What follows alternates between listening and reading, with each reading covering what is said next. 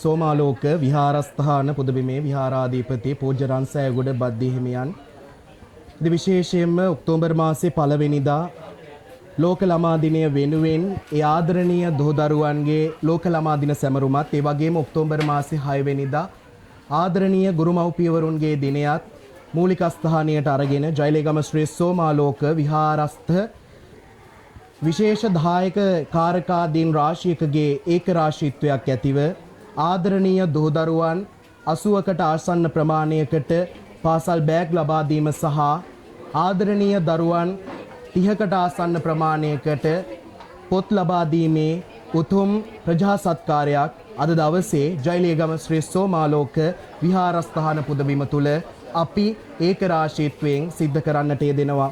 ඉතින් වාර්ෂිකව ශ්‍රී සෝමාලෝක විහාරස්ථාන පුදබිම තුල අපි සිද්ධ කරනු ලබන 4 වෙනි ප්‍රදා සත්කාරය විදියටයි මේ ආදරණීය දොහදරුවන්ට අද දවසේ මේ සියලු විශේෂාංග මේ විදියට විහාරස්ථානය තුල සිද්ධ කරනු ලබන්නේ. ඉතින් විශේෂයෙන්ම අද සවස දහවල් 2 සිට විශේෂයෙන්ම රාත්‍රියේ දක්වා රාත්‍රී 9 වෙනතුරු දරුවන්ට සුවිශේෂී දේශන ඒ වගේම ඒ ආදරණීය දරුවන්ට විශේෂ සංග්‍රහ සහ ත්‍යාග ප්‍රදානය කිරීම සහ දරුවන්ගේ දක්ෂතා උපනැන්වීම පිණිස ඒ ආදරණීය දරුවන්ගේ දක්ෂතා උපනංවන්නට ඒ දරුවන්ගේ ගායන හැකියාවන් නර්තන හැකියාවන් විදහා දක්වමින් අද දවසේ ලස්සන ප්‍රජා සත්කාරයක් ජයලියගම ශ්‍රී සෝමාලෝක විහාරස්ථාන පුදබිම තුල සිද්ධ කරනවා. මේ වෙනුවෙන් අන් අයුරින් උදව් උපකාර කරපු ඒ වගේම දායකත්වයේ දක්වපු හැම දිනාටම අද දවසේ ස්තුතිය පුද කර සිටිනවා.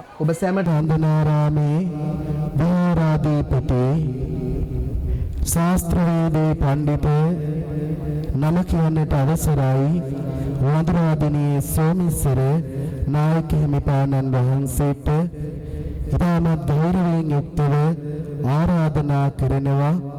පැමිණ සිටින සියලු දෙනාම පංචශීලයේ පිහිටවා මේ උත්සවය පිළිබඳව මේ ආදරණීය දොදරුවන්ට පුංචි අනුශාසනාවක් ලෝකේ රටවල් ගණනාවකට වැඩම කරපු අපේ හාමුදුරුවන් වහන්සේ නමක් එනිසා පුංචි අනුශාසනාවක් මේ ආදරණීය දොදරුවන් වෙනුවෙන් සිද්ධ කරන හැටියට ඉතාමත් ගෞරවයෙන් යුක්තව ආරාධනා කරනු ලබනවා.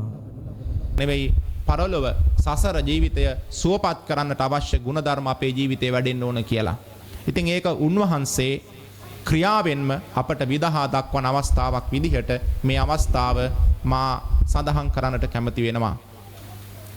දරුවනේ ඔබ අපි හැමදෙනාගේම ජීවිතවල උතුම් ගුණධර්ම රාශියක් වැඩෙන්නට ඕන.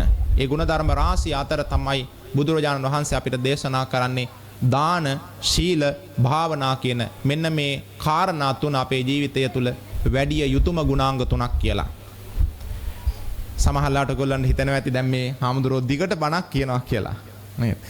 මේ කාරණා තුන දරුවනේ අපේ ජීවිතයේ යම් තැනකදී අපේ ජීවිතය තුළින් ක්‍රියාත්මක වෙනවාද ඒ දරුවන්ගේ ජීවිත මේ ලෝකයේ ඉන්න සාමාන්‍ය දරුවෙකුට වඩා ඊටා ශ්‍රේෂ්ඨයි, ඊටා ඉහළයි.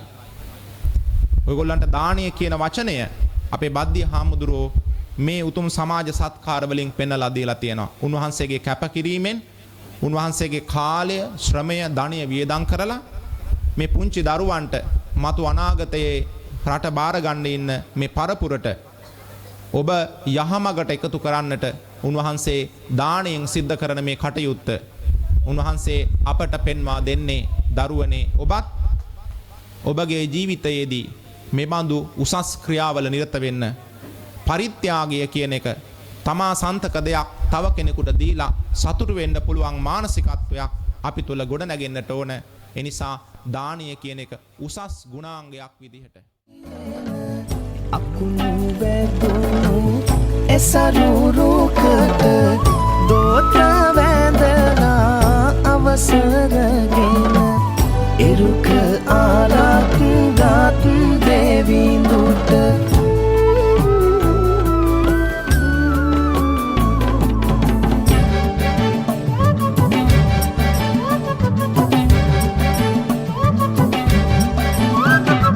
අඩව් කස්තිරම් අත්‍යා වැදුම් අත්තාලයක්කුම්